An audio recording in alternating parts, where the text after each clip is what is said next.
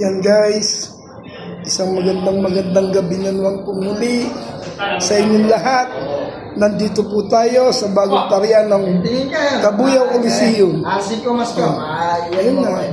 Ito po ang aming nag-iisang Lady Gapper, ang prinsesa ng Cabuyao, Prinsesa Ayan po. Yan po. Baka gusto mo batiin yung papa mo. Shoutout kay Pipe pare. Ito po ang presidente po ng aming tarian. Yan ang aking Kuya Tonyo. At siyempre, kung nandito ako, nandito ang daddy ko. Ang daddy nito ko. Yan. 4 po ang entry niyan ngayon.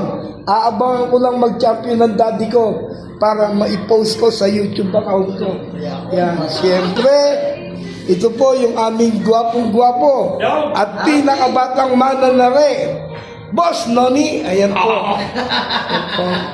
Gaya po ng ipinangako ng Cabuyao Coliseum, yung ginawang paghahanda sa darating na 3rd year anniversary, 2th edition ng Cabuyao. Ayan po, pinaganda na namin ang aming tarian. At sa lahat po ng aming mga mananabong sa Cabuyao, sa May 31 po.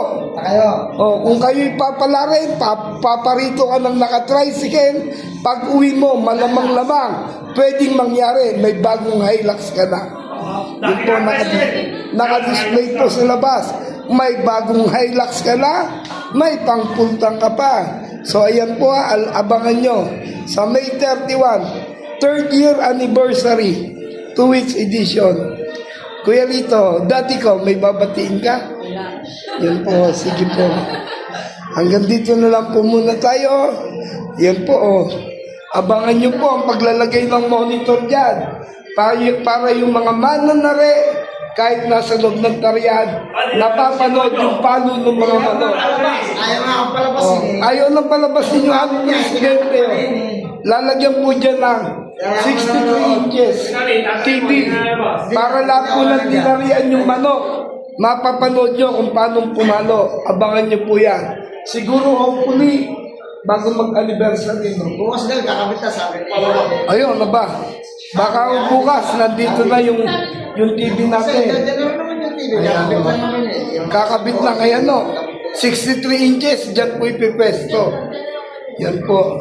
Ganun po kayo kamahal ng Cabuyao Coliseum.